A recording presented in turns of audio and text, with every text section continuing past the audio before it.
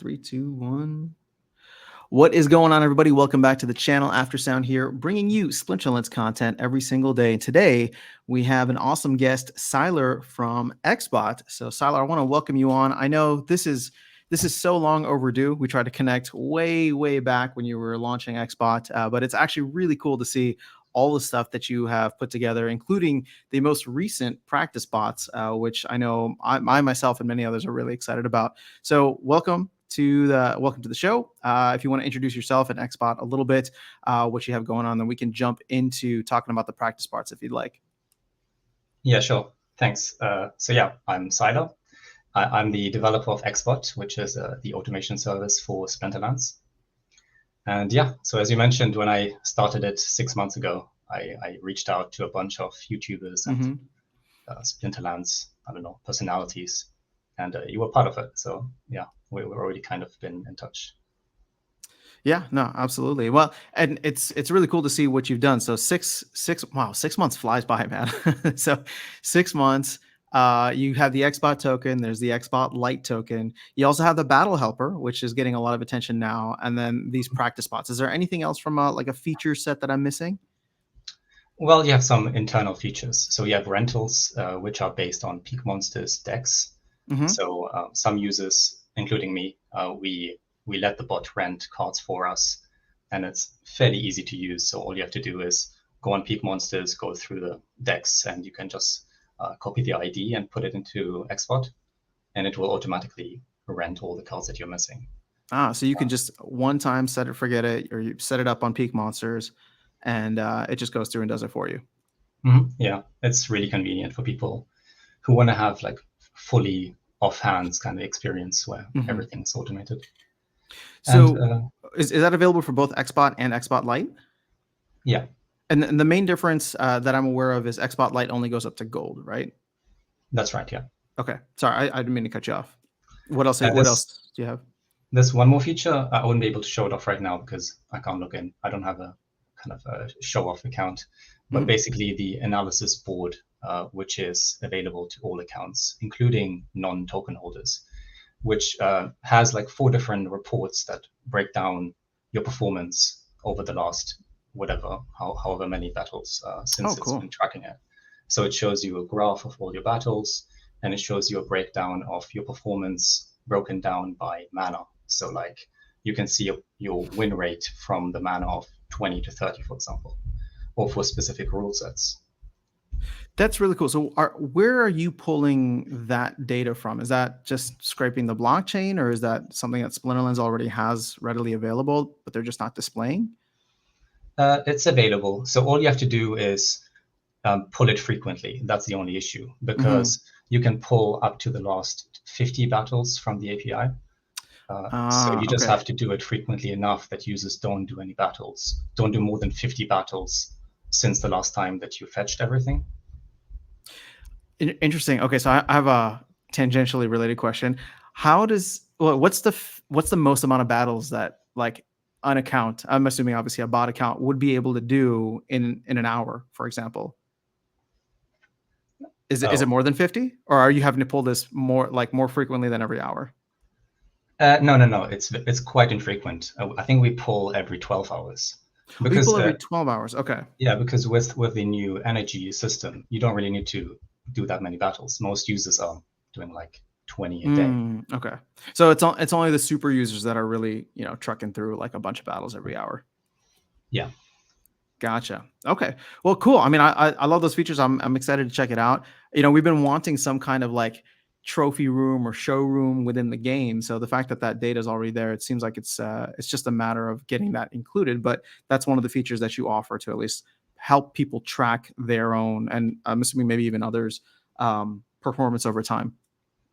Yeah, that's right. You can't spy on other people's accounts, because I thought that might be private. Oh, you can't spy on. Okay, so you can at least track yourself, which everybody wants to know how they're doing. Yeah. Okay, so you have your screen shared here. I figured we could jump into the practice bots if you wanted to show off a little bit of how that works, just so people have the visual, and then we can go from there. Yeah. So it's a brand new page. That's why it's a bit bare bones. So there's no explanations of how it works. There's more information in the Discord if you're interested to use it right now. but it's very simple, really. These are accounts that are readily available to play against from in Splinterlands in-game. So you can always find an opponent who's going to submit their team really quickly, so you don't have to wait for 1-2 minutes until they submit their team. And you have an opponent to play against without using any of your energy points and without losing rank. So if you're ever up for a game of Splinterlands, but you don't feel like you want to have that pressure of performing, especially if you're in champion or something, and if you lose a battle, you're down like 50 points and you missed out on potentially 10 SBS from that battle, you just want to chill. This would be great because there's no pressure. Yeah, yeah. And these are just challenges in game anyway, so. Yeah, so I can show that off as well. Yeah. So, well, while you're pulling that up, I mean, I love this because, especially with the new energy system, one of the things that people kind of lamented was the fact that you can no longer play like an infinite amount of games, even if you really wanted to.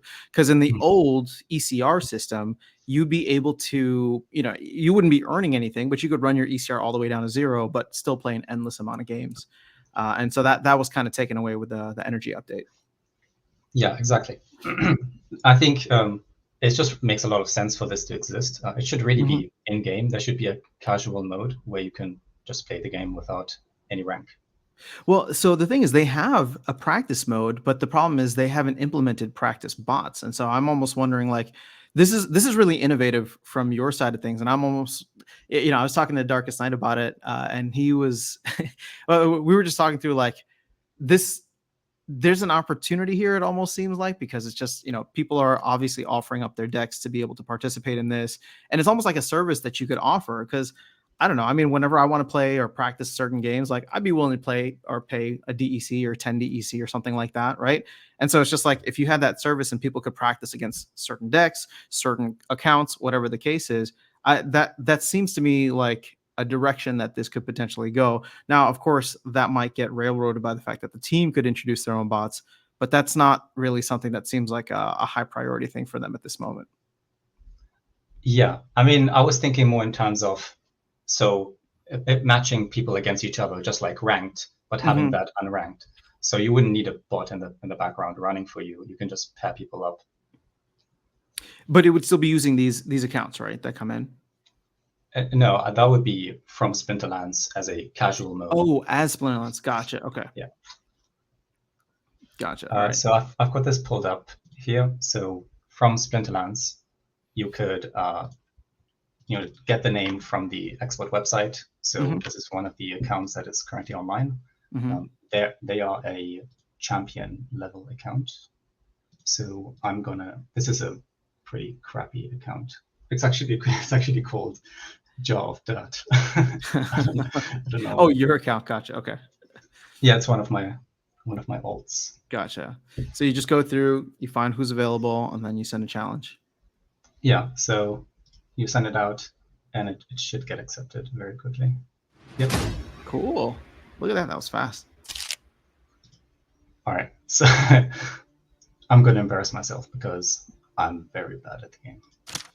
Oh, that's fascinating. So even in the last 6 months, you haven't figured out the meta strategies? Sort of on a top level, but not the individual cards and strategies. So can I ask then, and you can wait until after you're done with this, but what drew you to Splinterlands? Like, why are you not just, part of the ecosystem, but actually creating different things within the ecosystem? The different like services and products here. It's really a lot of fun to be a bot developer. I've done it before in other games. I've automated different things, and it's usually something that is frowned upon and not accepted by the community. And you have to do it sort of in the shadow, and it's like these shady services where you have to pay. Is the music coming from this? Do you mind turning it down or just turn it off? Because it's hard to hear you a little bit. I shouldn't have any music running. Oh, is it from Splinterlands? Might be. Or I don't know, some music just popped in. Is it still going? It is still going, yeah. What if I close? Oh, yep, there, it's gone now. Okay, cool. Oh, but then I lost your screen. That's not great, but I wasn't going to win that battle anyway. Okay, all good. Well, so it's relatively easy. You go into the website, you can see who's available there, and then you send out a challenge to any one of those accounts, and you can see what their deck has or what they're good at playing at, right? Yeah, exactly. So it looks like a ranked battle, but without the ranking. Gotcha. Okay, so hold on. I just want to take it back. How did you even discover Splinterlands in the first place? So was it something that you had heard about the bots, or I don't want to say an issue, but the bots were obviously something that was being discussed, and then it seemed like a good opportunity. Or Yeah, so were I you got just in TTE started. space? I got started as a player, so I just played the game Hmm. for around 4 weeks, and I enjoyed it quite a bit. So I think Bulldog was really popular back. Oh, he's still popular, He's but still popular, yeah. back then I think he was like the main YouTuber, and so Mhm. I checked out a lot of his I learned a guides lot from him too. So, and basically just got the cards that he recommended and did really well. I think I got to Diamond in like my second week of playing the game, oh wow, just like buying the meta cards, Yoden hmm, and Llama. wow, nice. Okay, and And then you switched over, realizing that there was an opportunity to do something with bots. yeah, so someone mentioned in the Discord that there's bots. I googled it, and there was a freely available bot by someone made it on GitHub, and it's available to anyone. Hmm. But back then, this was a really inefficient bot that was simulating a browser. It wasn't using the APIs. It was basically creating a window and then moving the mouse and clicking there, all of that. So a Okay. very basic rudimentary bot.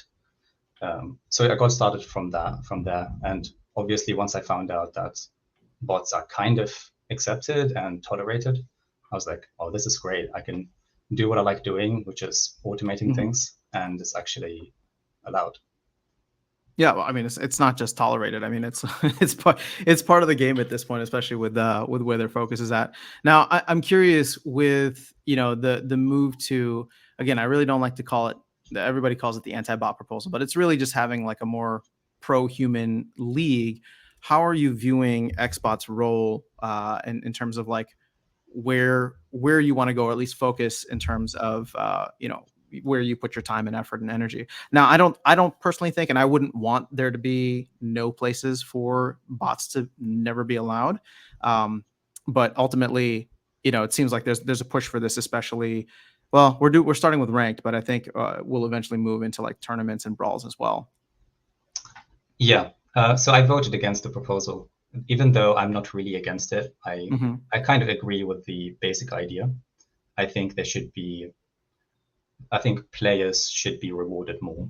Basically, I think at the moment it's a bit the reward structure is a bit skewed. That the convenient thing to do, which is using bots, is also the most profitable thing to do, Yeah. which should not really be the case.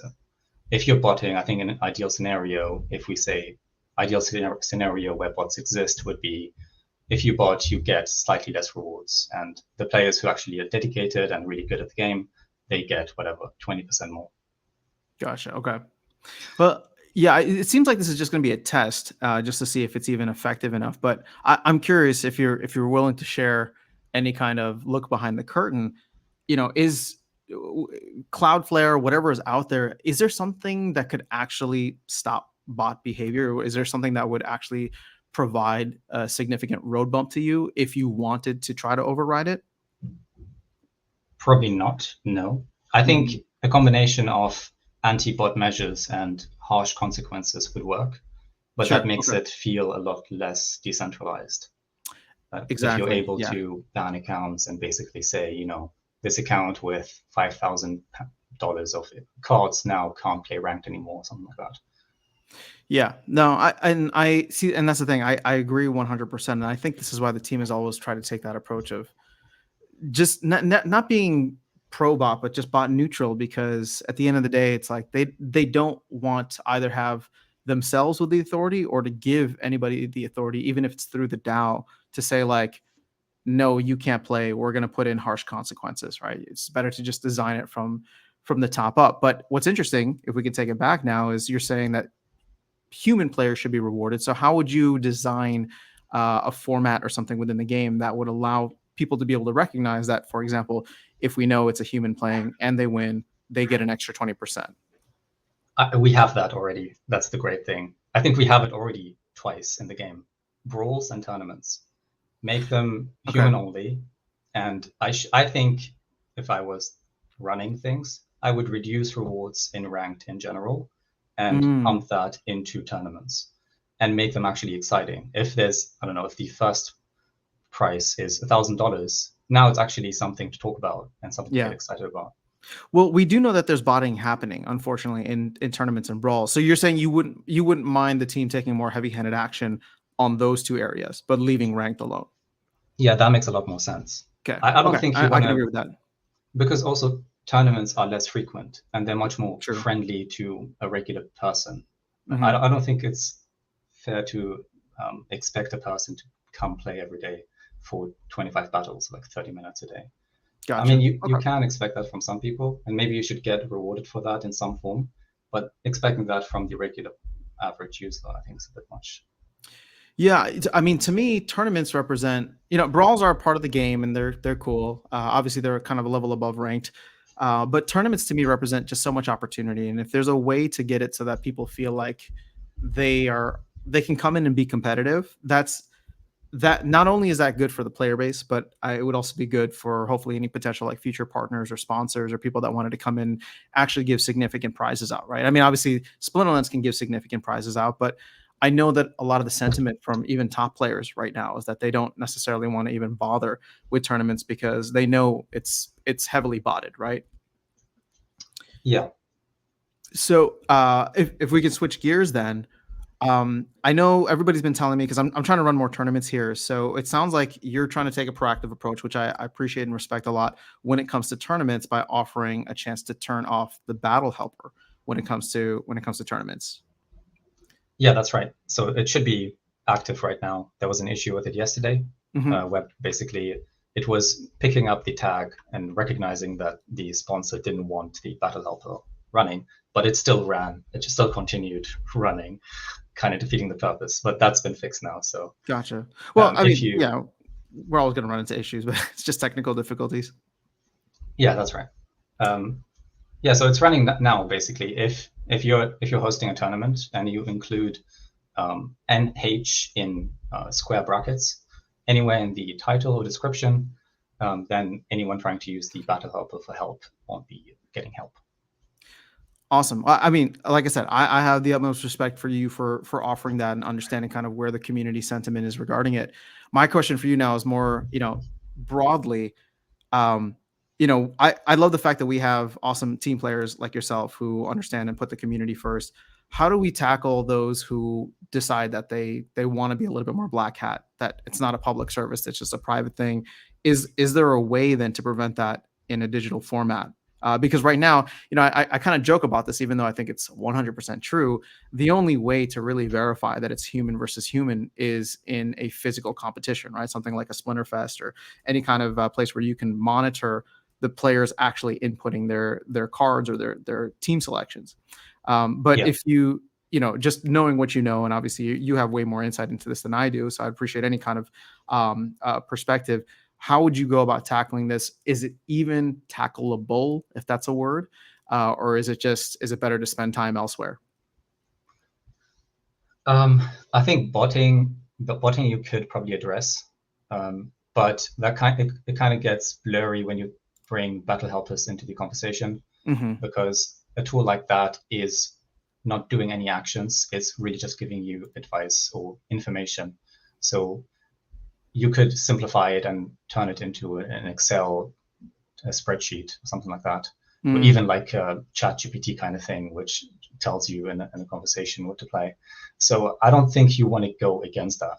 Um, gotcha. you don't want to try to ban battle helpers because it is impossible to ban. Like I could reprogram it and make it not use any APIs. It would not be interacting with anything, and it will still be used or usable. Gotcha. So it's a kind of tool that cannot be detected, and I think that's where I think it makes the case for not trying to go against botting and automation, but instead focusing on improving the game and adding complexity to the game so that naturally humans have an advantage over bots because of the complexity of the game.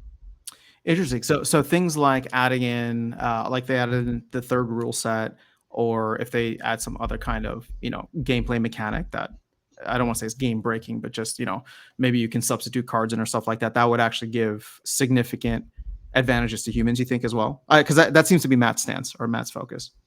Yeah, I totally agree with that. I think adding a second stage with items like after land and battles 2.0, that's probably going to make it better for humans, and it's going to make it harder for bots to keep up. But I don't think that's enough. And as well, the third rule, I think overall was a benefit to bots because that kind of complexity is actually very easy for bots to solve. You want kind of more nuanced complexity than that instead of just like adding another rule. I mean, I could just tell you, for me, coding in the changes for the third rule set was probably a 2-hour job. And the performance of the bot improved because it was much harder for humans to actually think about 3 rules at the same time, whereas for the bot it was almost trivial. True. Yeah. Well, it's just a marginal act or activity for the bot, whereas for humans you'd have to really factor. I mean, it's funny how many games I still play now where I go in and I hit submit and all of a sudden I'm just like, oh, I completely didn't even see the third rule set there. I completely disregarded it. So that I can definitely believe that. Yeah. All right. Well, it sounds like the focus on battle helpers is going to be somewhat non-productive if the team tries to go after it, which again, I mean, it's going to be what it's going to be at the end of the day. Like I said, I appreciate the fact that you're trying to remove it, especially from tournaments. So thank you for that. And we'll see how the game kind of moves forward from here. But one of the things that I'm trying to do, hopefully, and set up later this year, just kind of unofficial events where people can get together, and if we can grow this as more of an activity that can also be done in a physical space, similar to Friday Night Magic, or for Magic the Gathering players out there. I think it'd be really cool because then ranked online tournaments, they offer you a chance to just become better at the game, to learn the game and become better at the game, and then have these more in-person events that give that feeling of actually being in a competition and hopefully being able to bring in sponsors and prizes for all that as well. Yeah, for sure. I think there's a lot of potential with that.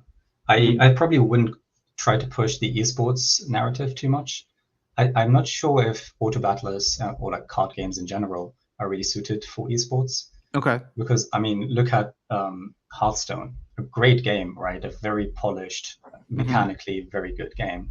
But even that scene never really picked up the esports scene.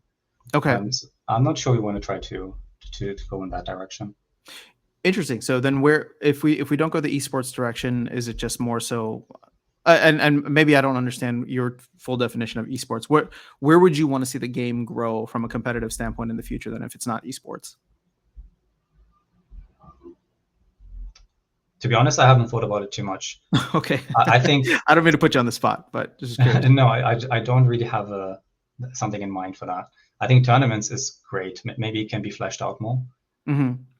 Okay. No, I mean, I'm excited about future game modes and all the different things that they could do that will probably, I don't want to say it's going to be too complex for bots, but it will add some more value for, we'll just call it human players that want to come in and get some kind of entertainment, get some satisfaction just from playing the game in a certain way, right? Yeah, different game modes would be a big one for me. Yeah. And I've been thinking to make something myself, kind of leveraging Splinterlands, the base game, to build something around it. But the challenge mode is very restrictive. So you can only challenge someone and it will pick a random rule and random mana. But if I was able to pick exactly the rule set and mana, and maybe even restrict the cards and do other fun things, you could create different game modes as a third-party developer. Oh, that would be super cool. Yeah. Well, and that's, I mean, I just want more nuanced challenge modes within the game, right? If I'm Darkest Night and I send each other challenges all the time. So it's like, if I could just send him something where I'm just like, let's just cut out this edition, or let's just do, only these splinters or something like that, or elements. So, okay. Well, I hope that they're able to add more nuance and more customizability to the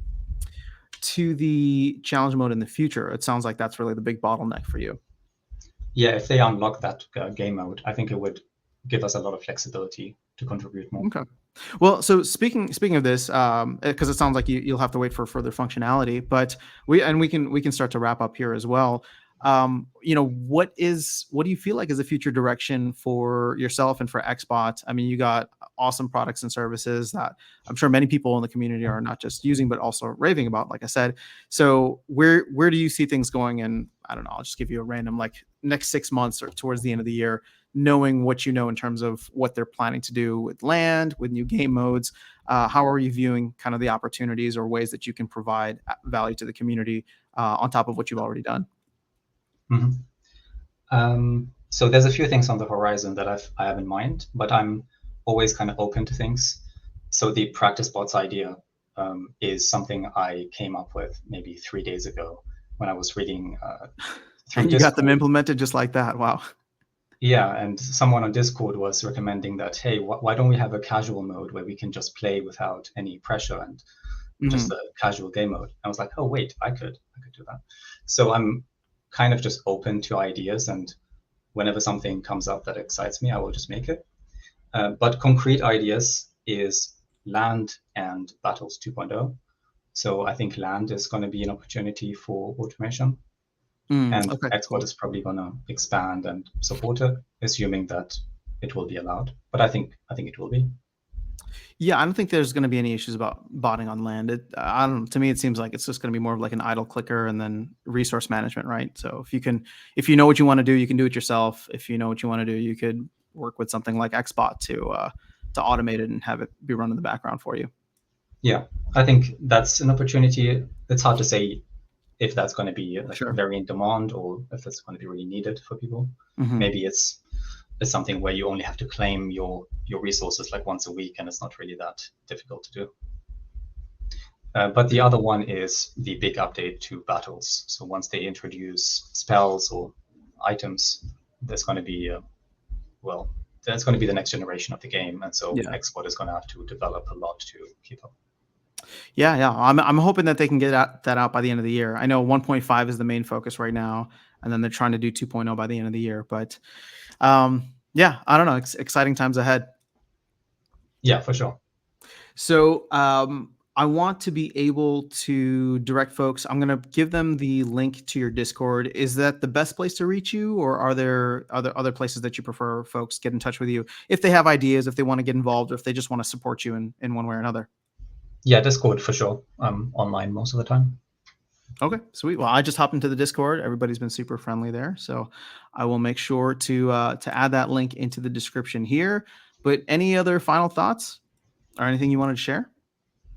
No, thank you for having me on. It was great having a chat. Absolutely. Well, again, I appreciate all you do for the community. Appreciate your openness and willing to come on here and chat more about that. And like I said, you're definitely providing a lot of value to many people who are looking for these types of services. So I'm excited to see what Xbot does. Hopefully, once Land is out, and hopefully once Battles 2.0 is in the mix as well. Great. Well, thanks for saying that. Appreciate it. All right. Well, appreciate you. Have a good one. Take care. You too. Take